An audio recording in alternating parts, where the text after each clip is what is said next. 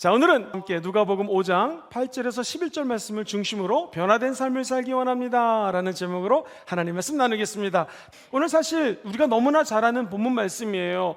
밤새도록 고기를 잡았던 베드로 하나도 고기를 잡지 못합니다. 헛고생한 것 같아요. 그런데 어느 날 갑자기 예수님이 배를 잠깐 빌려서 그 배 위에서 설교를 하기 시작합니다. 감동적인 말씀이 끝나자 시몬 베드로야, 저 깊은 데 가서 그물을 던져라. 근데 이 말씀은 원래 아람어로 어바르라는 단어를 사용해서 주님이 말씀하셨습니다. 이 뜻은 우리가 살고 있는 제한 구역이 있죠. 제한 구역을 한번 넘어서 봐라. 법이라든가 관습이 있는데 이것도 한번 벗어나와서 새롭게 한번 도전해봐라 라는 의미가 담겨져 있습니다. 자, 선생님이요 이렇게 불러오다가 주여라고 얘기를 합니다. 이건 뭐예요? 내가 내 실력 믿고 내 뜻을 믿고 내 생각을 믿으며 살았는데 이제 나를 믿어야 될 것이 아니라 주님, 이 말은 예수님, 당신을 신뢰합니다. 당신을 믿겠습니다 라는 뜻이에요. 베드로의 인생이 어떻게 바뀌게 됐는가? 자기를 의지하고 자기에 있는 모든 경험들을 따라 나갔을 때는 실패했지만 예수님의 말씀을 듣고 순종했더니 기적이 일어나더라, 축복이 임하더라 라는 것을 체험하게 됩니다. 그래서 이제부터는 내가 예수님을 구세주로 영접합니다. 예수님을 나의 주님으로 따르겠습니다 라고 하는 고백입니다. 때로는 긍정적인 변화를 위해서는요, 익숙한 것을 깨트려야 됩니다. 익숙한 것을 버려야 됩니다. 한 번도 경험하지 않았던 저 깊은 곳으로 가서 그물을 던지라, 익숙하지가 않거든요. 그럼에도 불구하고 주님 말씀하시면 내가 가겠습니다 라고 할 때에 하나님은 그 사람에게 은혜를 준다는 것입니다.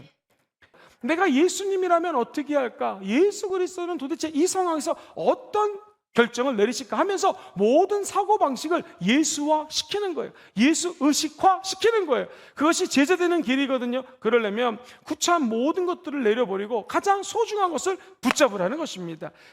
오늘 베드로는 예수님 말씀에 순종해서 그물을 던지자 진짜로 하나님의 은혜 가운데 변화가 일어났습니다. 근데 이 변화는 지속적이지가 못했습니다. 그가 결국에는 예수님을 3번이나 부인하죠.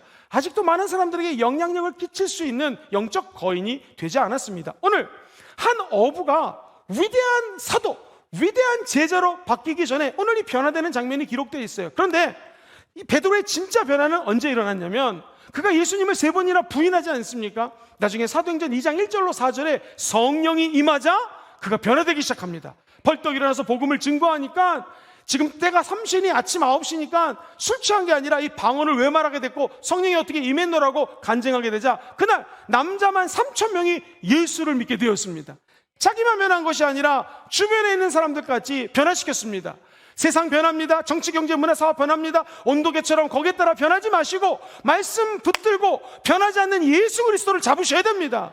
그러면 깊은 데로 가라, 이 말의 원뜻은 기존의 사고방식을 탈피하라는 것입니다. 저돌적으로 있는 공간에 최선의 노력을 다하면서 하나님의 눈으로 지금 상황을 파악하라는 것이죠. 이게 사람의 힘으로 될까요? 어렵습니다. 그래서 필요한 게 뭐예요? 세상 흔들리고 세상 변하지만 변하지 않는 성령님 믿고 의지하면 성령님이 해안을 주십니다. 영적인 눈을 주십니다. 앞길을 열어주신다는 것이죠. 우리만 변화돼서 잘 되는 것이 아니라 우리 때문에 수없이 많은 자들이 변화되는 온도 조절기 같은 인생을 살게 될 것입니다. 그러므로 결론은 여러분 성령 받으셔야 됩니다.